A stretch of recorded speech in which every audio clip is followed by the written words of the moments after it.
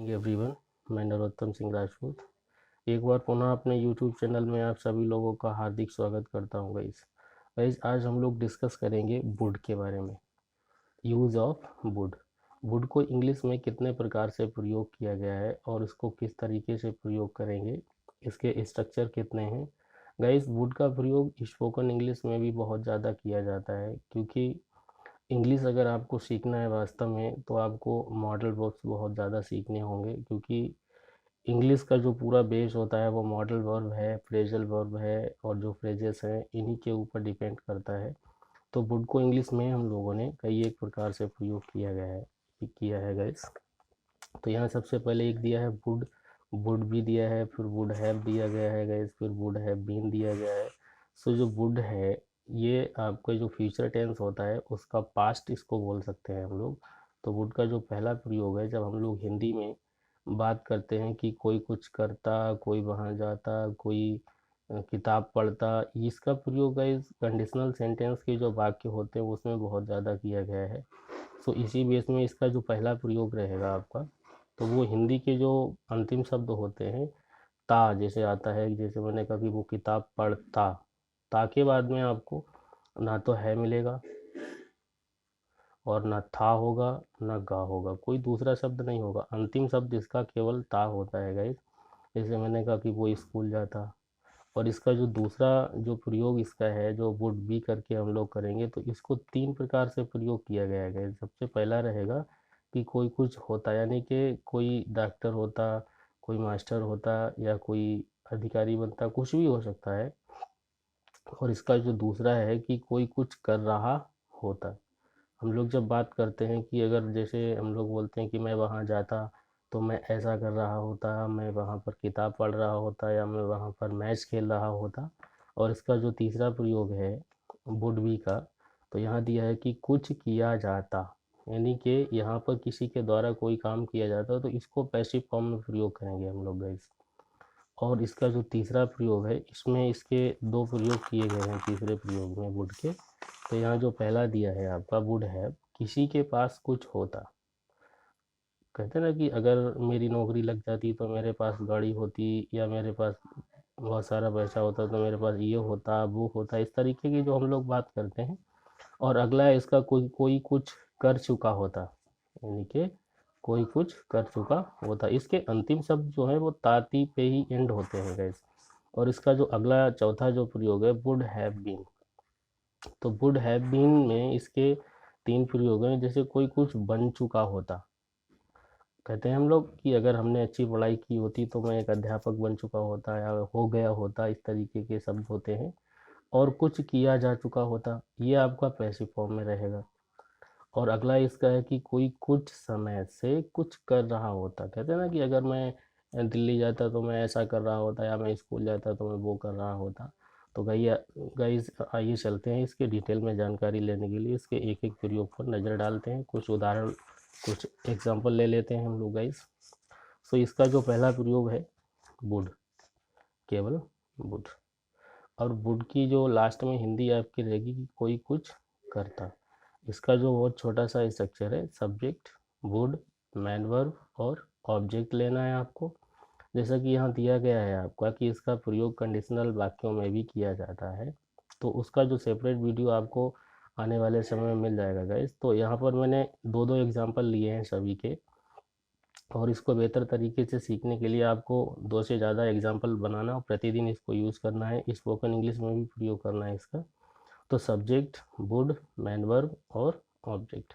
जैसा यहाँ दिया गया कि वो स्कूल जाता, वो स्कूल जाता, तो वह यहाँ पर आपका जो और इसमें ध्यान रखना है आपका, चाहे आपका सब्जेक्ट सिंगुलर हो चाहे प्लूरल हो, सभी के लिए वुड का ही प्रयोग होना है, दूसरा कोई शब्द नहीं लेना है। तो यहाँ दिया है कि वो स्कूल जाता, तो वो जाता स्कूल, तो इसके यहाँ पर जो दिया वह के लिए आपको ही लेना है, थर्ड पर्सन का है सब्जेक्ट, तो ही। और जाता, यहाँ पर जो जाता दिया गया है इसके लिए आपको गो लेना है फिलहाल में। यहाँ पर इसका जो हेल्पिंग वर्ब अगर माने तो ये मॉडल वर्ब है आपका, तो वो, फिर उसके बाद में ही हो गया यहाँ पर, उसके बाद में लेना आपको वुड, फिर लेना है गो टू स्कूल। तो he would go to school, वो स्कूल जाता, he would go to school. सबसे पहले आपको ही लेना है सब्जेक्ट, फिर आपको मॉडल वर्ब लेना है वुड, और उसके बाद मैन वर्ब लेना है मैन वर्ब लेना है जाता, और उसके बाद आपको ऑब्जेक्ट लेना है। तो वो स्कूल जाता, तो he would go to school. अब यहाँ दिया है कि वो किताब पढ़ता, तो वो किताब मैं किताब पढ़ता। तो यहाँ मैं के लिए आपका आई, और उसके बाद यहाँ पर आपका आ जाएगा वुड, और फिर उसके बाद में रीड द बुक। एक एग्जांपल यहाँ पर मैंने क्रिएट नहीं किया है, क्योंकि आप इसको देख करके अपने आप जब बनाएंगे तो ज़्यादा समझ में आपके आएगा। तो he would go to school, और इसके बाद में हो जाएगा मैं किताब पढ़ता, तो I would read the book. ऐसे चलिए इसका दूसरा प्रयोग देखते हैं।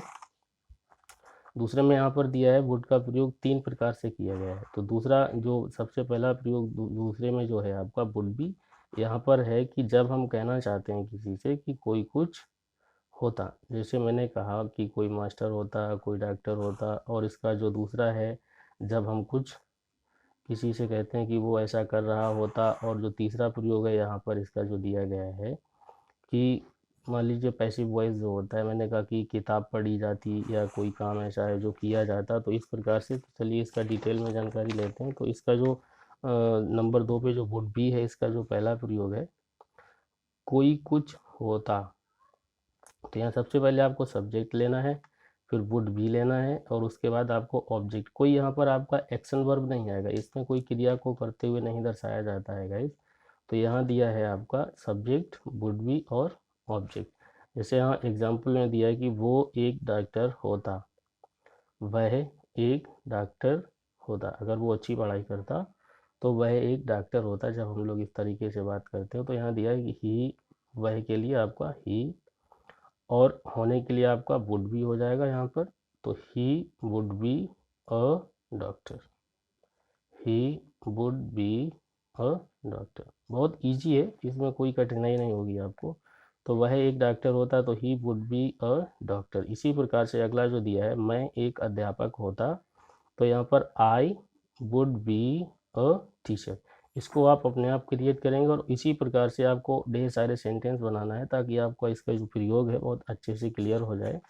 और इसका जो नंबर 2 पे है वुड बी, यहाँ पर जो दिया गया है कुछ किया जा रहा होता, यानी कि हमने कहा कि अगर वो स्कूल जाता तो किताब पढ़ रहा होता। इस तरीके की जब हम लोग बात करते हैं तो वुड बी का प्रयोग करते हैं, प्लस मैन वर्ब में आईएनजी फॉर्म का प्रयोग करते हैं। तो यहाँ दिया है आपका subject would be plus main verb, और उसमें आपको ऐड करना है आईएनजी को, फिर आपको ऑब्जेक्ट का प्रयोग करना है। तो यहाँ दिया है कि वो किताब पढ़ रहा होता, तो यहाँ वह के लिए आपका ही आ गया सब्जेक्ट, और फिर रहा होता के लिए आपका यहाँ पर वुड बी का प्रयोग किया गया है इस। वह रहा होता क्या पढ़ रहा होता, किताब। आगे जो दिया है, जो क्रिया होती, क्रिया का जो असर जाता है उस चीज़ पर, वही आपका ऑब्जेक्ट कहलाता है। तो यहाँ हो गया है आपका क्लियर। वो देखिए, वह होता किताब पढ़ रहा, या वह पढ़ रहा होता किताब, इस तरीके से आप इसको क्लियर कर सकते हैं। तो he would be reading the book. बहुत इजी है गाइस, इसको समझने में बिल्कुल आपको दिक्कत नहीं होनी चाहिए।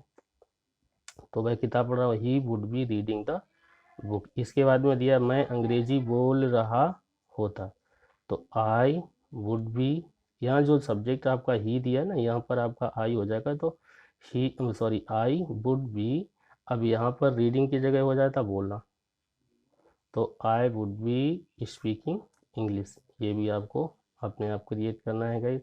तो चलिए इसका तीसरा प्रयोग देख लेते हैं। तीसरा प्रयोग किस तरीके से किया, जो तीसरा रहेगा ये आपका पैसिव फॉर्म में आ जाएगा।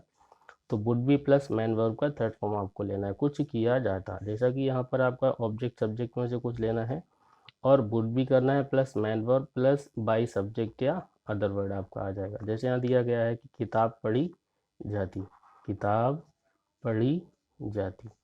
तो the book would be taught, the book would be taught.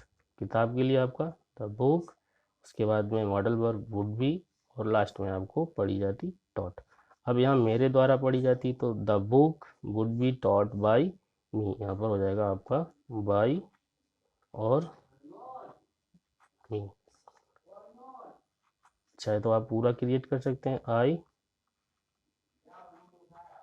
Would be, देखिए सॉरी यहाँ पर पहले बुक आएगा, the book would be taught by me, यहाँ पर आपका आ जाएगा सबसे पहले द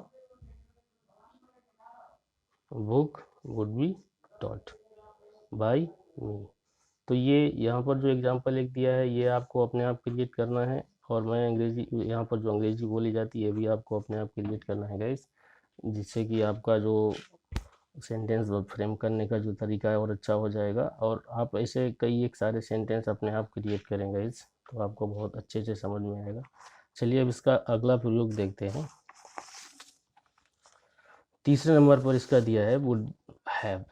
वुड हैव यहाँ दिया है कि किसी के पास कुछ होता या कोई कुछ कर चुका होता। तो इसका पहला देखते हैं, यहाँ पर दिया है कि वुड हैव प्लस ऑब्जेक्ट। यहाँ पर आपको मैन वर्ब का प्रयोग नहीं करना है गाइस, जैसा कि यहाँ दिया है सब्जेक्ट प्लस वुड देना है, वुड हैव देना है प्लस ऑब्जेक्ट देना है। तो हम लोग बात करते हैं जब कि उसके पास एक मोबाइल होता, उसके पास एक मोबाइल होता, तो उसके के लिए ही, और यहाँ पर फिर जो ताती शब्द आता है उसके लिए would have a mobile, he would have a mobile, उसके पास एक मोबाइल होता। या आप कह सकते हैं मेरे पास एक कार होती, तो I would have a car, मेरे पास एक कार होती। बहुत इजी है गाइस, बस केवल आपको एक बार वीडियो को अंत तक देखना है, और गाइस अगर कहीं पर एक दो शब्दों की गलती हो जाए तो उस पर ज़्यादा ध्यान ना दीजिए।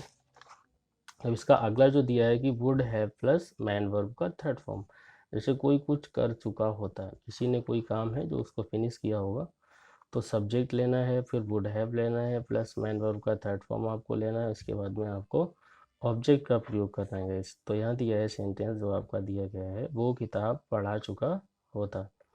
तो यहाँ वो के लिए आपका या वह के लिए आपका ही आ जाएगा गाइस, और उसके बाद में आपको हेल्पिंग वर्ब लेना है, तो यहाँ पर हो गया है आपका वुड हैव। फिर आपको मैन वर्ब का तीसरा रूप लेना है, तो ही वुड हैव, और उसके बाद में टॉट। अब टॉट का असर कहाँ जाएगा, द बुक, क्लियर होगा आपका। तो he would have taught the book, वो किताब पढ़ा चुका होता। अगला यहाँ पर जो दिया गया है कि मैं मैच खेल चुका होता, तो आई, मैं के लिए I would have played the match. सबसे पहले सब्जेक्ट, फिर वुड हैव, फिर मैन वर्ब जो आपका थर्ड फॉर्म लेना है, और फिर आपको ऑब्जेक्ट द मैच लेना है। और यहाँ पर जो एक सेंटेंस दिया इसको गाइस आप लोग अपने आप प्रयोग करेंगे। तो उम्मीद करता हूँ आपको यहाँ तक कि जो मैंने इसके प्रयोग पढ़ाए आपको समझ में आएगा। तो चलिए इसके जो अंतिम प्रयोग दिए गए हैं उनको किस तरीके से क्लियर करना है गाइस। लास्ट में जो यहाँ पर जो दिया गया है आपका इसका वुड हैव बीन, तो वुड हैव बीन में तीन प्रयोग इसके किए गए हैं, कोई कुछ बन चुका होता, कुछ किया जा चुका होता, या कोई कुछ समय से कुछ कर रहा होता। तो सबसे पहला है इसका would have been plus object, यहाँ पर आपका कोई मैन वर्ब का प्रयोग नहीं करना है, आपको केवल ऑब्जेक्ट लाना है लास्ट में। इसका एक जो पहला प्रयोग तो वो वुड बी पे था, और ये आपका हो गया वुड हैव बीन पे। तो सब्जेक्ट के बाद में आपको वुड हैव बीन लेना है, और फिर आपको ऑब्जेक्ट लेना है, जैसा यहाँ दिया है एग्जांपल में, वो एक अध्यापक बन चुका होता, या वो एक अध्यापक हो गया होता। दोनों चीज़ें आपकी एक जैसी हैं।